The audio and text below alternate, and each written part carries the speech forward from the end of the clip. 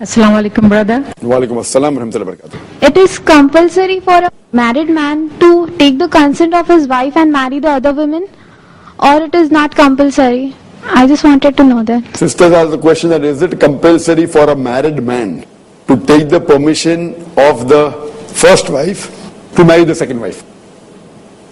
Since Allah subhanahu wa ta'ala has given the permission for a man to have more than one wife, in Surah Nisa chapter 4 verse number 3, as I mentioned earlier, that married women have a choice in 2s, 3s or 4s. But if you can't do justice, marry only one. So generally, under normal circumstances, permission of the first wife is not required.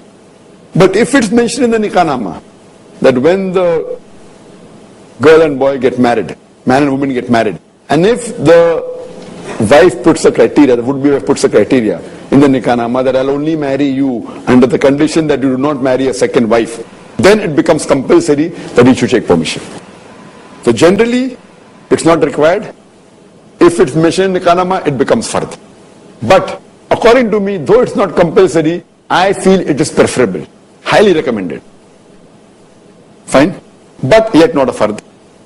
Even though it's not a fard to take permission, I would say preferable. It is not fard. But I feel it is compulsory that he at least informs the first wife about the second marriage. But if he is married, you cannot keep it a secret. Why?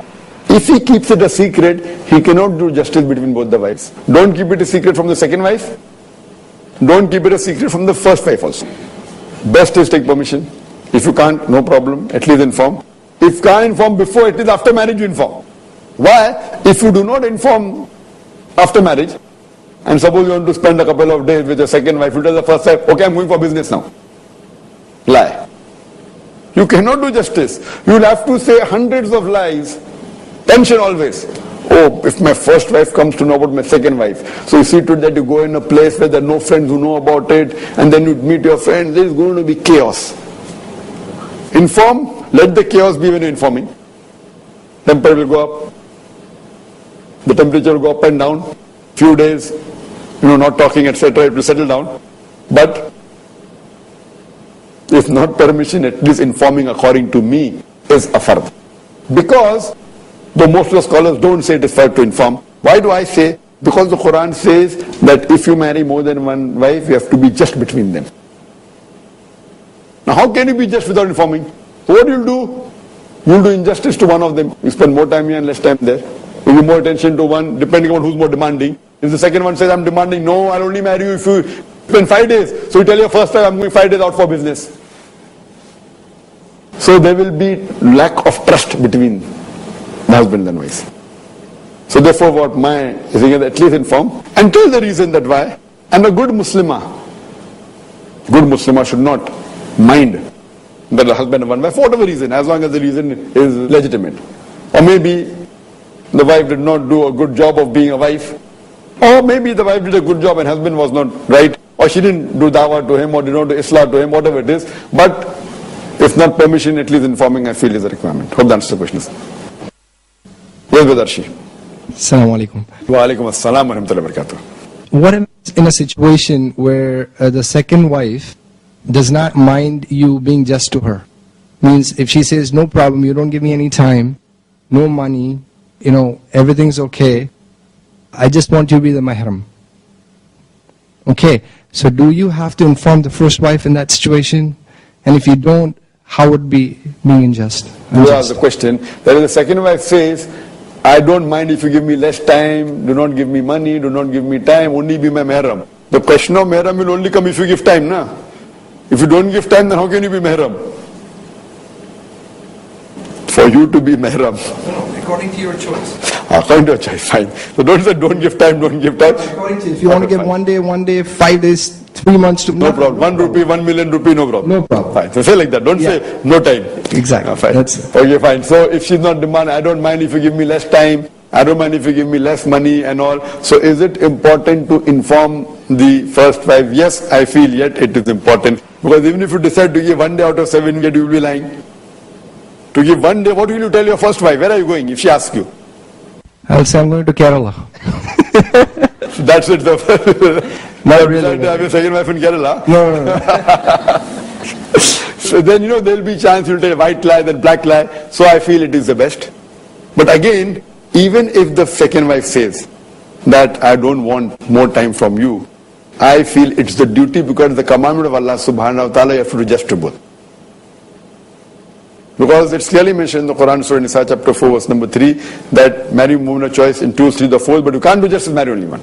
So you have to be just. Yes, further the Quran says in Surah Nisa, chapter 4, verse 129, it is difficult to be just between your wives, so don't turn away from them altogether. That means, in economic terms, you can be just. If you give one Maruti car, one Toyota car to the first wife, give second Toyota car, not one Mercedes and one Toyota. Give both of them equal. Time, if it's little bit disparity, no problem. As we say in Hindi, 19-20 ka fark. Few percent here and there, no problem. When it comes to love, if you are attached to one wife more than the other, like the Prophet also, mashallah, he loves Khadija, may Allah be pleased with the maximum. And Hazrat Aisha after that, after the Khadija expired, may Allah be pleased with them both. That doesn't mean you neglect the other wife.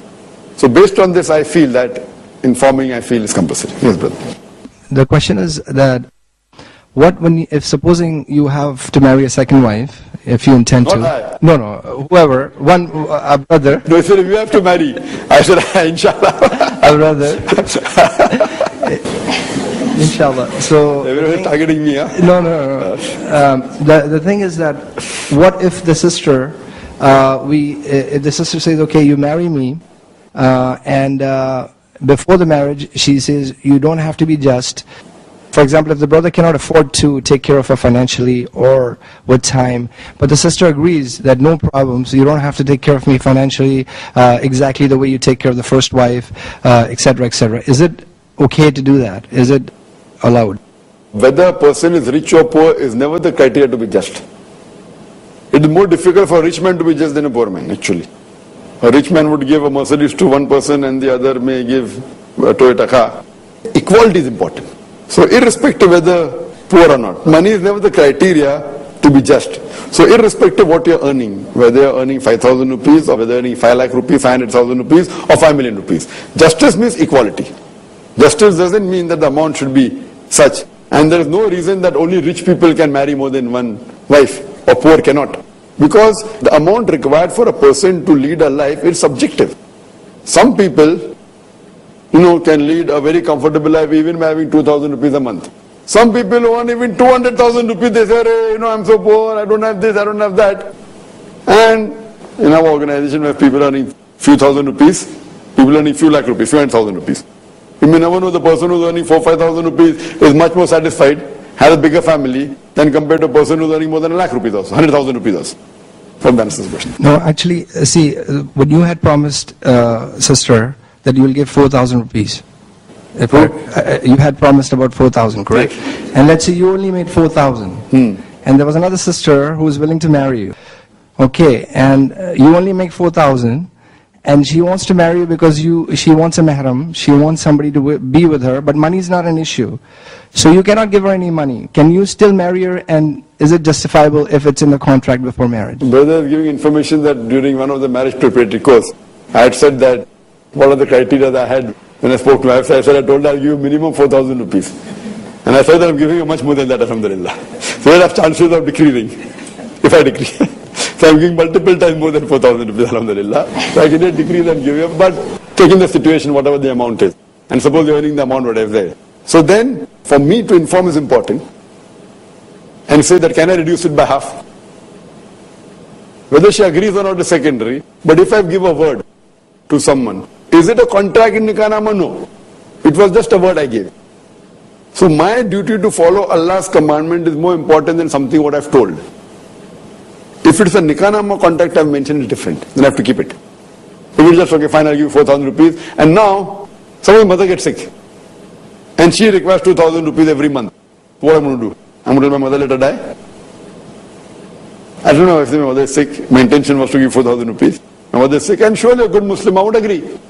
Even if she says, no, I want 4,000 rupees. And if I know that a family can even run 1,000, hypothetically, can run in $1,000, whatever it is, if I promise $4,000, what I have to realize that it is a commitment you have made in, but if it is nikah-nama, it's something else. So similarly, irrespective of what it is, whether rich or poor, whatever it is, whether the second wife requires your time or not, on a whole, macroscopically, microscopically there may be difference. Macroscopically, it should be equality. That is what Islam says. She deserves that. She may be willing to give it different. She may be willing to give up is different, but that is your duty. She has a right, and you have to fulfill that thing. Little bit here and there, it's different. Otherwise, equality is a must. Hope that's the question. Otherwise, you won't be called a good husband.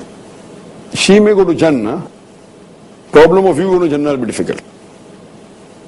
The beloved Prophet Muhammad said that the best believer is that who is the best to his family, especially his wife. So good to one wife and not to the other. She may sacrifice, she may go to Jannah. What about you? Do you want to go to Jannah or not? So for you to be good, you have to be a good husband. To one wife if you have one, if you have two, to both your wives. So tomorrow your wife says, okay, Arshi, don't offer salah. So what do you say? I won't offer salah. If she says, don't offer salah, no problem. Salah is a fard. It is a command of Allah subhanahu wa ta'ala. You have to offer it. It's not as important as being just. It is important. Being just is important. It may not be as important as offering salah. So what she gives you permission is separate. She may be satisfied. She will not curse you. She will do dua for you. But for you to follow the guidelines of Quran and Sunnah, Quran says is very important. My plans of marrying second has changed.